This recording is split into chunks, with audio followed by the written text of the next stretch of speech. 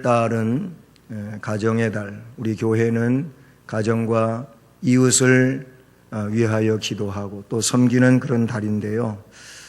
5번의 주일이 있었는데 오늘이 그 마지막 주일이 됩니다. 그래서 오늘도 이 가정의 중요성, 또 가정이 중요하되 기도하는 가정, 또 예배드리는 가정, 그리고 말씀을 증언하는 가정의 중요성에 대해서 생각해 보기를 원합니다.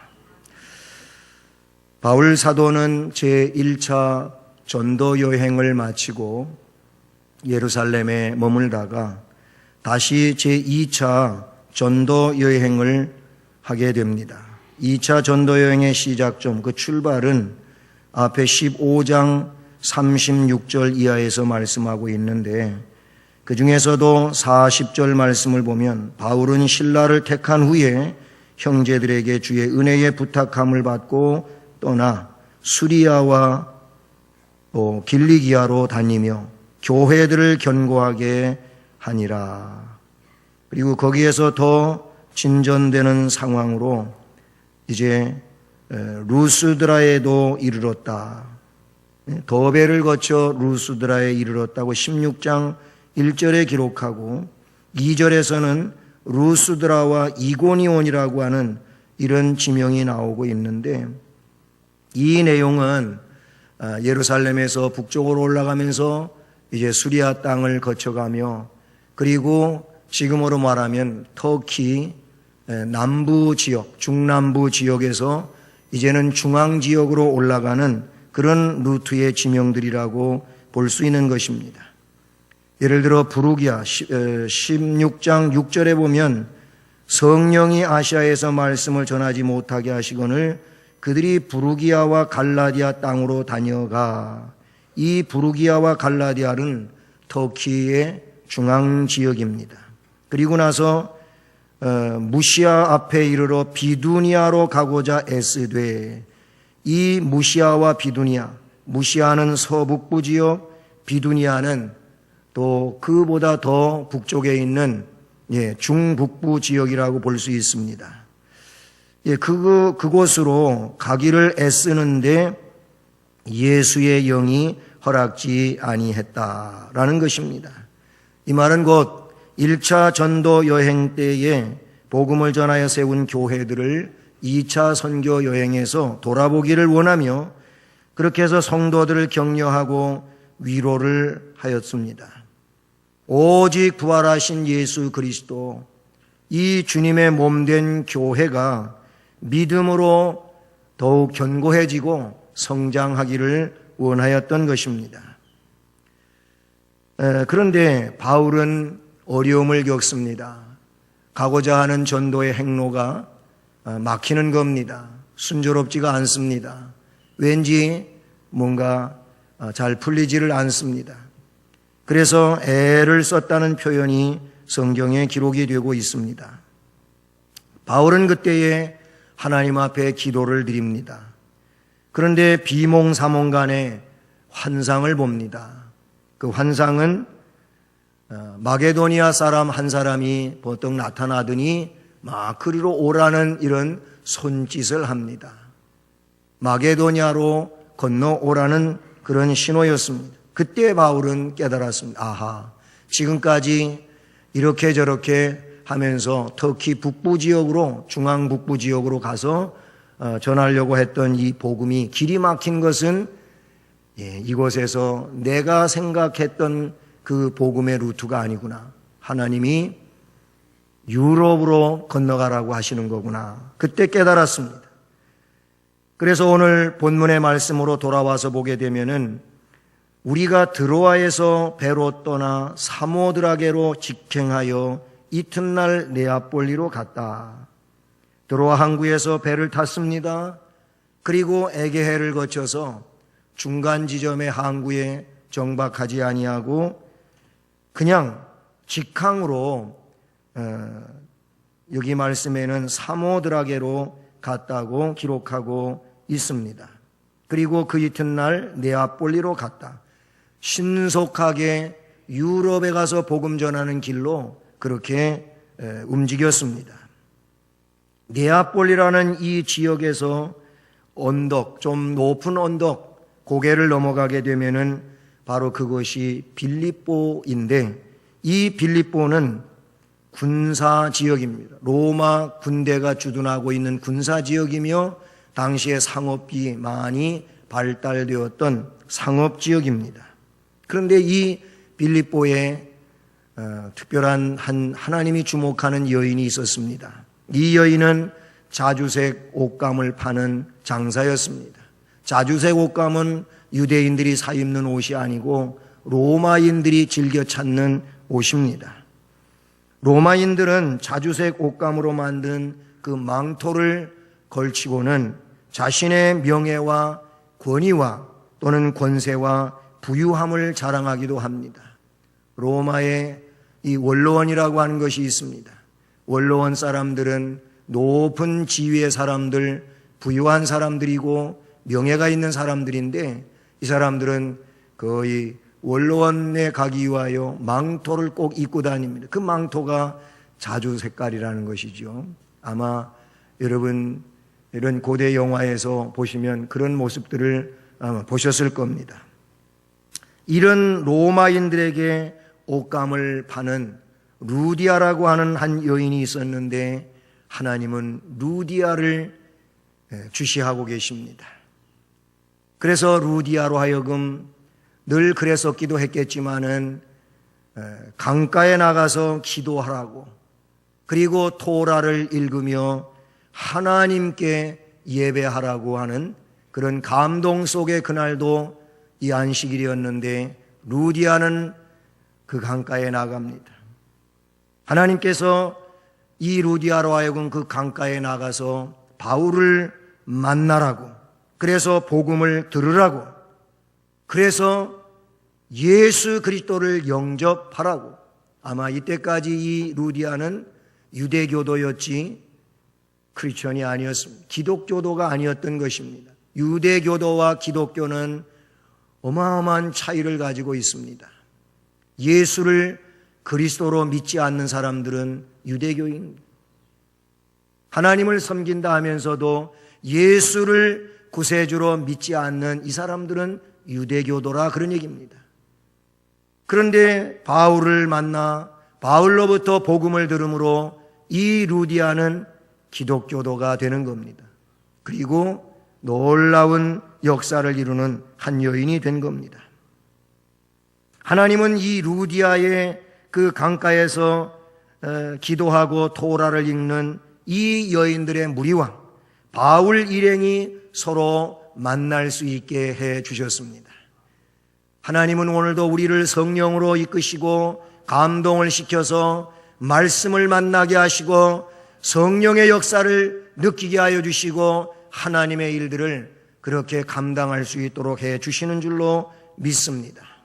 그러므로 우리 주님을 만나는 일 또는 말씀을 들음으로 그 심령이 뜨거워지는 일은 매우 중요한 일인 줄로 믿습니다. 루디아는 어떤 여인입니까? 하나님을 섬기는 루디아라고 하는 사실이죠. 물론 유대교도로서 예수 그리스도를 아직 구세주로는 믿지는 않았지만은 그는 하나님을 경배하는 자였습니다. 여호와를 경배하는 자였던 것입니다. 즉 유대교의 독실한 신자로서 안식일마다 빌립보 지역에 있는 강가에서 안식일을 지키고 있었다는 겁니다. 왜 강가에서 안식일을 지킵니까? 아직 그곳에는 회당이 지어지지 않았기 때문에 그런 것입니다. 회당은 곧 유대인들이 모이는 곳이고 그곳에 모여서 기도하고 토라를 또 읽고 들으며 신앙을 키우는 그런 곳인데, 아직 유대인의 이런 남자들 숫자가 그만큼 없었는지 회당을 짓지 못하고 있었던 겁니다. 그래서 회당 대신에 은혜로운 강가에 모였던 것이죠. 그는 하나님을 섬기는 믿음이 있었습니다. 하나님을 경외하는 이 공경하는 경건한 태도를 지니고 있었습니다. 공경이라고 하는 것은 높이고 받든다는 말인 것입니다. 여러분, 부모를 공경하는 일들도 부모님을 높이는 일이고 부모님을 받드는 일이 공경이라는 사실을 우리는 기억해야 할 것입니다. 부모님에 대하여 조금이라도 무시를 한다든지 아니면은 좀 하찮게 생각하는 부분이 있다든지 하면 그것은 공경이라고 말할 수가 없는 것이죠. 요즘은 젊은이들이 더 지식이 많습니다. 공부도 많이 하고 또 아는 것도 많고 미디어 때문에도 여러 가지의 지식을 얻고는 하지 않습니까? 우리 어른들은 그런데 젊은이들처럼 공부를 못했기도 하고 또한 이 미디어에 대해서도 지식이 부족하단 말이죠. 예를 들어 스마트폰 같은 경우를 가지고 생각해 보면 어른들은 스마트폰을 갖고는 있어도 그 엄청난 기능에 대하여 알지를 못하는 거예요.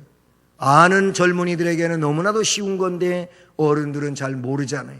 그래서 아들한테 딸한테 야 이거 어떻게 해야 되는 거냐고 물으면 젊은이가 볼 때는 너무나도 쉬운 건데 모르고 계시는 거예요.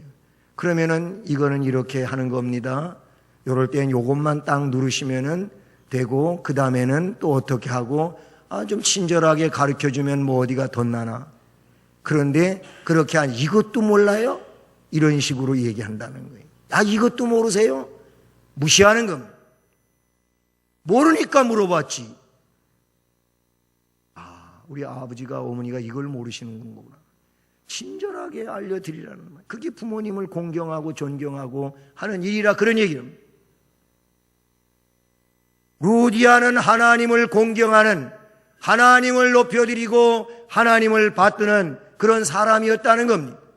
그래서 하나님은 이 루디아를 눈여겨보신 것이고 이 루디아를 들어서 쓰시기를 원하셨던 것이라 그런 얘기예요. 여러분, 심성이 곱고 아름다운 사람일수록 남을 높이고 칭찬하는 일을 기쁨으로 잘 합니다. 누가? 심성이 고운 사람, 아름다운 사람은 그래요. 그러나 심성이 굽은 사람, 심성이 좀 안 좋은 사람은 남을 헐뜯는 일, 비난하는 일, 공격하는 일을 좋아한다고 하는 거예요. 그게 나쁜 것인데도 불구하고 자기도 모르게 남을 비난하고 헐뜯고 공격한단 말이에요. 이거는 심성이 안 좋은 거예요. 그래서 제가 공부한 우리 교단 신학교는 뭘 모토로 하고 있냐면 제1이 뭐냐면 사람이 되라는 겁니다. 사람이 되라. 학자가 되고 목회자가 되고 하는 이런 일들은 나중 일이라 그런 얘기예요. 신학 공부에서 목회자들을 데려왔는데 제일 먼저 사람이 되라. 사람이 됐느냐 신자가 되라. 신자가 됐느냐 학자가 되라. 학자가 되는 목회자가 되라는 겁니다. 사람이 되지 아니하고 목회자가 되면 이 사람들이 문제예요. 이 사람들이.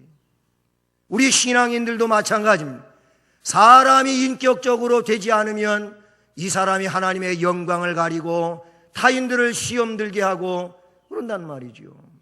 그래서 사람이 되어야 되는 거예요. 인격적 신앙인이 되어야 된다는 사실을 우리는 성경에서 배워야 되는 줄로 믿습니다. 우리는 작은 예수가 되어야 되는 겁니다. 우리는 하나님의 종들이 되어야 되는 겁니다. 하나님을 공경하고 하나님을 높이고 받들고 그리고 내 주변 사람들을 존중하고 그들에게 소망을 불러일으키게 하는 이런 사람이 되어야 된다는 사실이죠.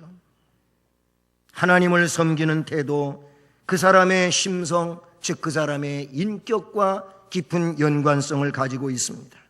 고운 마음씨가 하나님을 곱게 섬겨 하나님께 영광을 돌리고 주변 사람들에게도 하나님을 섬기면 저렇게 훌륭한 사람이 되는 거구나. 바로 그 안에 주님이 계심으로 그래서 그들이 아름다운 행동을 하고 아름다운 말을 하고 하나님께 영광을 돌리는 이런 심령들이 되는 줄로 믿습니다. 그러므로 우리 모두 성령의 역사로 이 순한 마음, 부드러운 마음, 너그러운 마음, 그리고 평안한 마음으로 주님을 섬기고 교회와 성도와 이웃을 섬기는 이런 심령이 되기를 바라는 것입니다. 루디아가 하나님을 섬기는 사람이었다는 사실인 것이죠. 그래서 하나님은 이 루디아를 찾아오시며 이 루디아로 하여금 이제 더 큰 일, 위대한 일, 복된 일을 하도록 역사하시는 하나님이신 줄로 믿습니다. 그래서 말씀해 보게 되면은 14절에 두아디라시에 있는 자색 옷감 장사로서 하나님을 섬기는 루디아라 하는 한 여자가 말을 듣고 있을 때 주께서 그 마음을 열어 바울의 말을 따르게 하신지라. 아멘. 여러분, 말씀을 들을 수 있는 것이 얼마나 큰 은혜이며 복인지를 모르겠습니다. 너무너무 큰 것입니다. 말씀을 들을 수 있는 것 그 자체가 은혜요 복이라 그런 얘기인 것입니다. 왜 그러냐면 로마서 10장 17절 말씀에 있는 것처럼 믿음은 들음에서 나는 것이며 들음은 그리스도의 말씀으로 말미암느니라. 이 말은 곧 무슨 얘기냐면 그리스도의 말씀을 들을 때 믿음을 갖게 된다고 이야기하고 있는 것입니다. 예? 그리스도의 말씀을 듣는 것이 믿음을 갖게 하는 것이고 이 믿음이 하나님의 역사를 이루는 기적 같은 일들이 된다는 사실인 것이죠. 그러니까 말씀을 듣는 일은 복 있는 일인 줄로 믿습니다. 말씀을 들어도 복음을 들어야 될 줄로 믿습니다. 그리스도의 말씀은 복음인 것입니다. 복음이라고 하는 것은 예수 그리스도의 사건인 것입니다. 예수 그리스도의 사건은 그리스도께서 날 위하여 내 죄 문제를 해결하기 위하여 내 죄값을 완전히 지불하기 위하여 십자가에 자신을 못 박아 그 보혈을 흘리시고 목숨을 내주시고 그리고 장사 지난 바 되었다 사흘 만에 부활하시고 하늘로 승천하시어 영원한 왕으로 심판주로 다시 오신다고 하는 것이 예수 그리스도의 복음인 것입니다. 바울 사도를 통하여 이 강가에서 루디아는 말씀을 듣는데 하나님께서 우리 주님께서 그의 마음을 열어 그랬습니다. 여러분, 말씀을 들을 때 마음이 오픈되어야 하는 것입니다. 이 마음이 열려져야 되는 것입니다. 마음이 열려질 때 거기에 역사가 이루어지게 되는 줄로 믿습니다. 말씀을 들음으로 마음이 뜨거워지고 뜨거워진 마음을 통하여 결단되어지고 결단된 심령이 삶을 살아가는데 작은 일이라도 실천해보고자 하는 이 적용의 역사가 있게 될 때 거기에 생명의 역사가 자라나게 되는 줄로 믿습니다. 사랑하는 성도 여러분, 바울은 강가에 모인 이 여인들에게 예수님께서 메시아 되심과 십자가에 못 박혀 죽으심과 부활하심을 전합니다. 앞에 말씀을 드린 것처럼 이 루디아는 유대교도였지만은 아직 예수님이 구세주라고 하는 것을 모르는 상황이었는데 바울의 복음을 들음으로 마음이 열려지면서 우리 주님이 그 마음을 열어주면서 아하, 하나님이 보내신다고 하시던 메시아, 그 예수님이 메시아구나 하는 것을 마음속에 받아들이게 된 것입니다. 할렐루야. 그렇습니다. 구원을 받을 수 있는 유일한 길은 예수님을 구세주로 영접해야 되는 것이고 믿어야 되는 것입니다. 영접이라고 하는 것은 마음에 받아들이는 것인데 마음이 열려지지 않으면 어떻게 마음에 받아들이겠습니까? 마음이 열려졌기 때문에 그 안에 주님이 머무시게 되는 일인 줄로 믿습니다. 주님은 루디아의 마음에 찾아오셨어요. 감동을 주셨어요. 마음의 문이 활짝 열렸어요. 그래서 바울이 전하는 예수 그리스도를 들음으로 그 예수 그리스도가 믿어지고 영접되어지고 이 주님을 위하여 살아야 되겠다는 열망을 갖게 되었다, 그런 얘기인 것입니다. 주님은 믿고 영접하는 일에 있어 성령 하나님이 그 안에 역사하시게 되는 줄로 믿습니다. 복음을 전하는 것은 바울이었지만 루디아의 마음을 열어주심으로 듣게 하시고 믿게 하시고 영접하게 하셨는데 성령께서 그렇게 역사해 주신 줄로 믿습니다. 성령 하나님께서 설교를 듣는 모든 성도들의 마음에 찾아오셔서 감동을 주시고 열어주시고 믿게 하시고 영접하게 하시고 은혜 받고 도전 받을 수 있도록 역사해 주시는 줄로 믿습니다. 그러나 성령 하나님께서 역사해 주시지 않으면 복음을 듣는 데에도 말씀을 듣는 데에도 상처가 된다 이게. 그런가 하면 불신하는 이런 상황이 되는 거예요. 왜? 성령이 나에게 감동, 감화와 역사를 일으키지 않기 때문에 그러는 거예요. 하나님의 말씀을 들을 때 성령의 역사는 그래서 매우 중요한 일인 줄로 믿습니다. 같은 자리에서 말씀을 들어도 그 말씀이 상처가 되는 이유는 성령의 감동이 아니기 때문에 그런 거예요. 인간적 생각과 자기의 경험적 생각과 이렇게 사람 중심의 생각 때문에 상처를 받는 거예요. 그런가 하면 불신이 하는 이유가 그런 거예요. 믿음이 이루어지는 말씀을 들은데 불신되어지는 거예요. 믿음이 없으니까, 성령이 역사하지 않으니까 저게 뭔 하나님의 말씀이냐, 저건 이치에도 맞지 않는다, 저건 경험에 비추어 보면은 도대체 말도 안 되는 얘기다 하면서 그 말씀을 배격하고 그 말씀을 거부하고 그런 일이 벌어지는 것은 성령이 그 안에 역사하지 않는다는 겁니다. 우리가 예수님을 믿고 구원받아서 천국 가자고 하지만 우리들이 전하는 복음을 듣게 하시고 믿게 하시고 영접할 수 있도록 역사하시는 분은 성령 하나님의 임재와 역사하심인 줄로 믿습니다.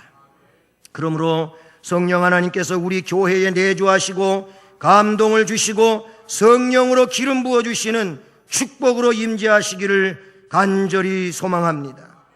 주님께서 여러분의 마음을 열어 설교를 듣고 성경의 말씀을 따르는 은혜가 있기를 축복하는 것입니다.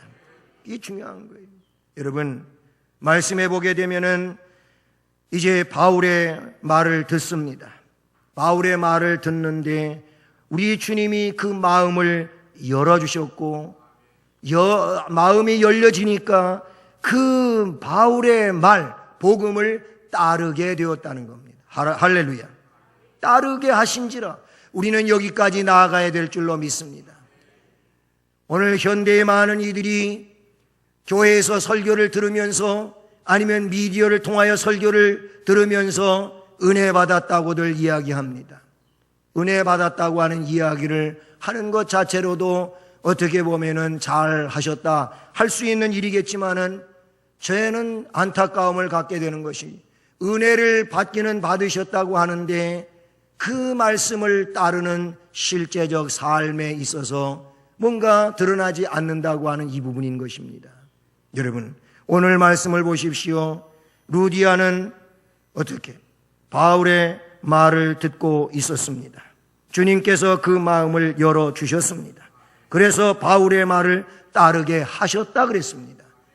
그러므로 말씀을 들을 때 주께서 마음을 열어 주님이 그 안에서 역사하시고 성령이 감동시켜 주시고 이런 은혜 속에 있는 사람은 그 다음에 진행되는 사건이 있는데 그게 뭐냐면 그 말씀을 따르더라 인 것입니다. 말씀으로 진행해 가더라 이것인 겁니다. 우리가 그런 삶이 되어야 할 줄로 믿습니다.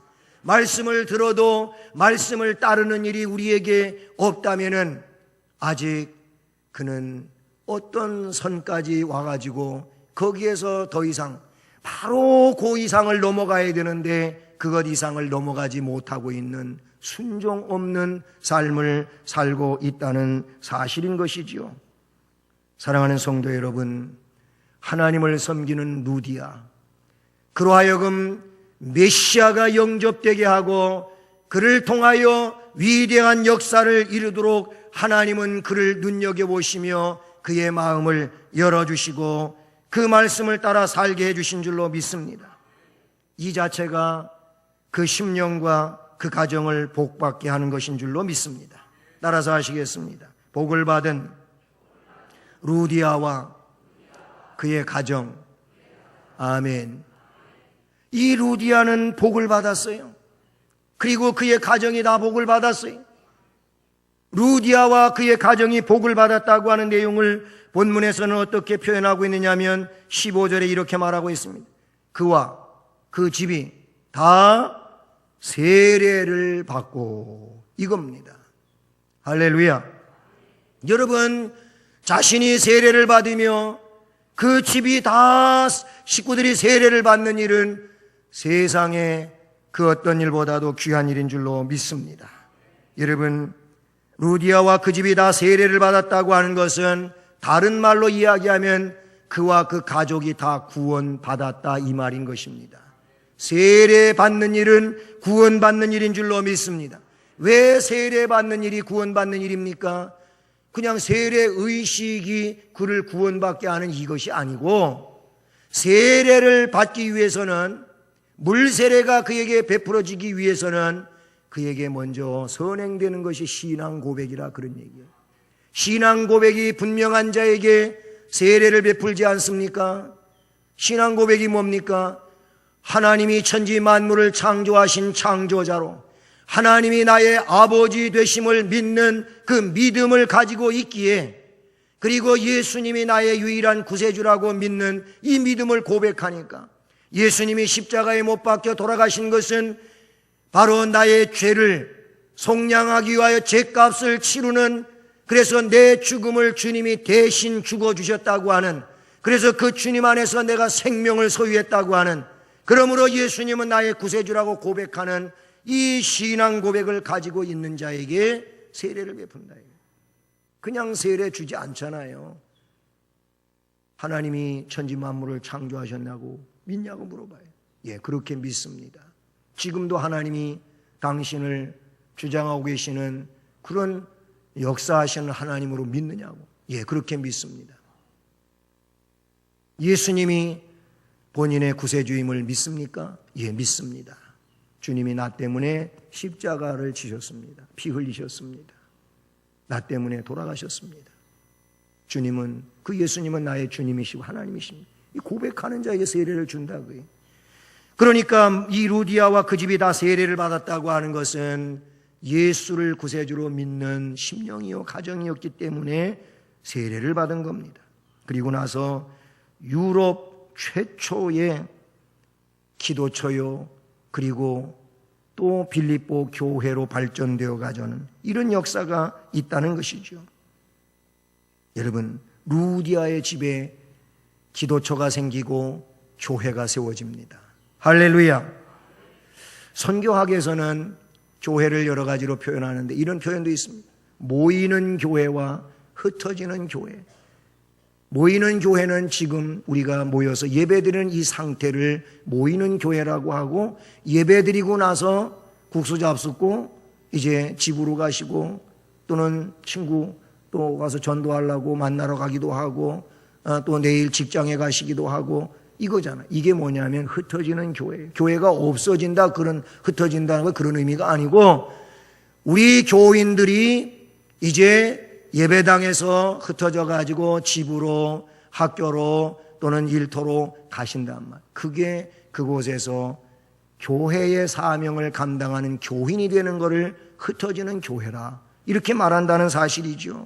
그러니까 우리는 여기서 모여서 하나님 앞에 예배드리고, 흩어져서 가정에서, 일터에서, 학업에서 어떻게 거기서 교회의 역할을 해야 된다. 교인의 역할을 해야 된다.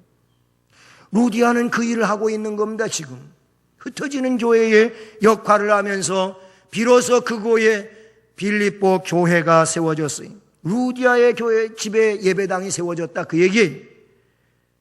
그래서 말씀해 보면 15절에 그럽니다. 세례를 받고 나가지고 청하여 이르되, 만일 나를 주 믿는 자로 알거든 내 집에 들어와 유하라 하고 강권하여 머물게 하니라, 이런 말씀을 하고 있어요.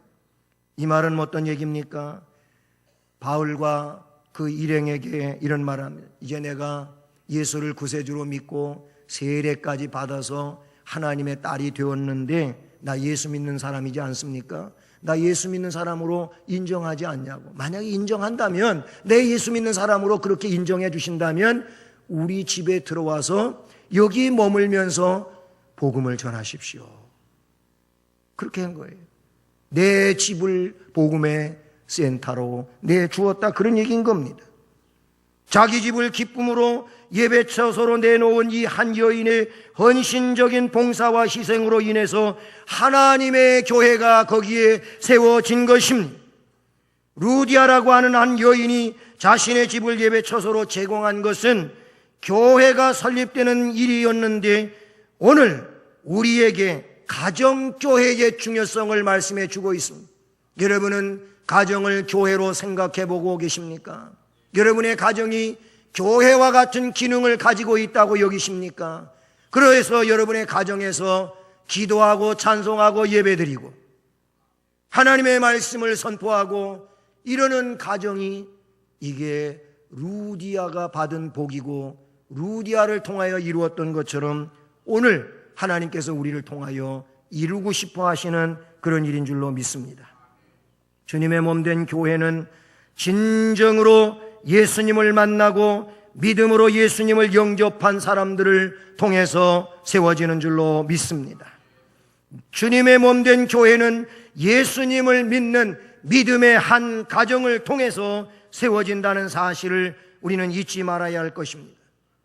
결론으로, 훗날 바울 사도는 옥에 갇혀 있으면서 옥중서신으로 빌립보 교회에 서신을 써 보내는데, 그 서신의 내용을 보면 빌립보 교회가 얼마나 아름다운 교회이며 그리고 하나님께서 기뻐하시는 교회인지를 빌립보서에 그렇게 소개하고 있는데, 바로 이런 내용입니다. 바울은 그랬습니다. 내가 너희를 생각할 때마다 하나님께 감사한다. 빌립보 교회, 이 루디아의 집에서부터 세워져 가지고 이제는 커다랗게 된 이 빌립보 교회를 향하여 내가 너희를 생각할 때마다 하나님 앞에 감사한다 그랬어요. 또한 너희들을 위하여 기도할 때마다 너희 무리를 위하여 기쁨으로 기도할 수밖에 없다. 그리고 기도도 그렇잖아요. 어떤 사람을 위하여 기도할 때는 기쁨의 기도인데, 어떤 분을 위하여 기도할 때는 왠지 자꾸 슬픔의 기도예요. 슬픔의 기도. 우리는 기쁨의 기도의 대상이 된다면 복받는 심령인 줄로 믿습니다. 그런가 하면 너희가 내 마음에 있다 그랬고요, 내가 예수 그리스도의 심장으로 너희 무리를 사모하고 있다 그랬고요, 나의 사랑하고 사모하는 형제들아, 나의 기쁨이요 멸류가 아닌 사랑하는 자들아, 이런 표현을 빌립보서에 담고 있다고 하는 거예요. 그러니까 이 빌립보 교회는 복받은 교회예요. 그것은 곧 그 뿌리가 되는 루디아의 집과, 루디아는 너무나도 복의 통로가 되었다고 하는 것을 우리가 깨닫게 되는 거죠. 믿음으로 예배하는 가정은 주님이 그곳에 머무시는 줄로 믿습니다. 여러분의 가정이 주님께 예배드림으로 주님이 그곳에 임재하시고 역사하시고 복을 주시는 이런 가정들이 되시기를 주님의 이름으로 축복합니다.